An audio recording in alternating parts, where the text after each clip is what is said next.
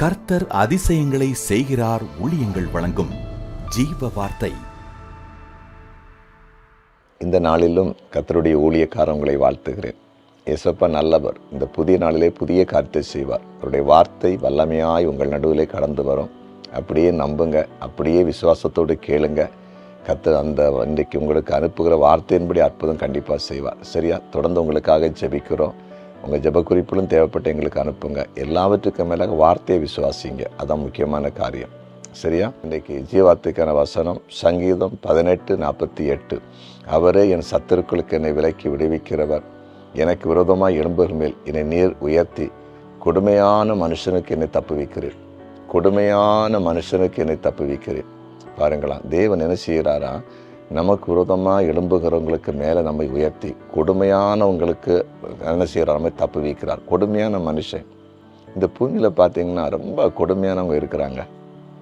ஒரு ஈவு இறக்கம் இல்லாதவங்க, ஒரு இறக்க குணம் இல்லாதவங்க, ஒரு அன்பு இல்லாதவங்க, ஒரு விட்டு கொடுக்குற மனப்பான்மை இல்லாதவங்க சொல்லுவாங்க. கேட்டேன், எல்லாத்துலேயும் ஸ்ட்ரிக்டாக இருப்பேன்னு சொல்லுவாங்க. எல்லாத்துலேயும் ஒரு அதாவது நேராக போய் ஒரு சின்ன சின்ன காரியத்தில் கூட அட்ஜஸ்ட் பண்ணாமல் கொடுமையாக அவங்கள அடிக்கிறது, சண்டை போடுறது, திட்டுறது, அவங்கள பழி வாங்கிறது, அப்படிப்பட்டவங்க இருக்காங்க. சில கொடுமையான குடும்ப தலைவர்கள் கூட இருப்பாங்க. குடும்பத்துக்குள்ளே வீட்டில் குடும்ப தலைவர்கள் கூட சில கொடுமையாக இருப்பாங்க. சில பிள்ளைங்களை ரொம்ப கொடுமையானவங்களா, கொடூர குணமுள்ளவங்களா இருப்பாங்க. ஆனால் கர்த்தர் சொல்லாரு, அவங்களுக்கெல்லாம் அவங்களை தப்பு வைக்க போகிறார். அப்படி ஏதாவது பயப்பட்டு இருக்கீங்களா? எங்களுக்கு கொடுமை செய்கிற மக்கள் இருக்கிறாங்க, கொடூர குணமுள்ளவங்க இருக்கிறாங்க, எங்களுக்கு விரோதமாக ரொம்ப மூர்க்கமாக செயல்பட்டு இருக்காங்க, அவங்களுக்கு ரொம்ப நாங்கள் எதிர்த்து நிற்க முடியாது அப்படின்னு சொல்லி பயந்து நெருக்கத்தில் யாராவது இருக்கிறீங்களா? தினம் வேதனைப்பட்டு இருக்கிறீங்களா? உங்கள் சூழ்நிலைகளை நிச்சயமாக கர்த்தர் மாற்றுவார். எவ்வளவு கொடூரமான மனுஷர்கள் எழும்பி வந்தாலும் அவங்க கைந்து நம்மளை தப்பு வைக்க பண்ணுகிற ஒரே தேவன் நம்முடைய ஆண்டவராக இயேசு கிறிஸ்து மட்டும்தாங்க.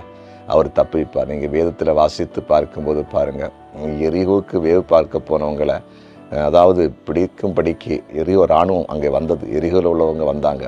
கர்த்தர் ஒப்பு கொடுக்கவே இல்லையே. கையில் கிடச்சிருந்துன்னா என்ன ஆகியிருக்கும்? அவங்கள கொலை பண்ணியிருப்பாங்க. ஆனால் தேவன் ஒரு ஸ்திரீ மூலமாய் ஆண்டவர் கிரியை செய்து அவர் வீட்டில் மறைச்சி வச்சு பாதுகாத்து தப்பிக்க பண்ணதை பார்க்கிறோம்.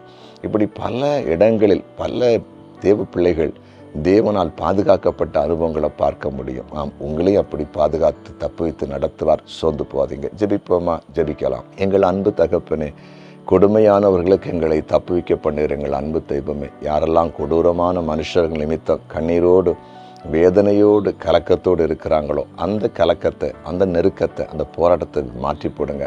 நம்முடைய பிள்ளைகள் எந்த இடத்துல அப்படி துன்மார்க்கமான கொடூரமான கொடுமை குணமுள்ள மக்கள் நிமித்தம் கஷ்டப்படுறாங்களோ இனி அவங்கள குறித்து இவங்க பயப்படாதபடி அவங்க கைக்கு தப்பு வைத்து இவங்க தலையை உயர்த்தி நடத்தும்படியாய் நம்முடைய ஊழியக்காரன் ஜெபிக்கிறேன். தகப்பனே, வியாதியினாலும் பிசாசன் போராட்டத்தினாலும் கஷ்டப்படுகிற எல்லாரும் நீர் விடுவிக்கும்படியாக நாங்கள் ஜெபிக்கிறோம். சமாதானம் இல்லாத மக்களுக்கு சமாதானத்தை கொடுங்கப்பா. தேவையிலோடு இருக்கிறவங்களுக்கு தேவையை நீர் சந்திக்கும்படியாக ஜெபிக்கிறோம்.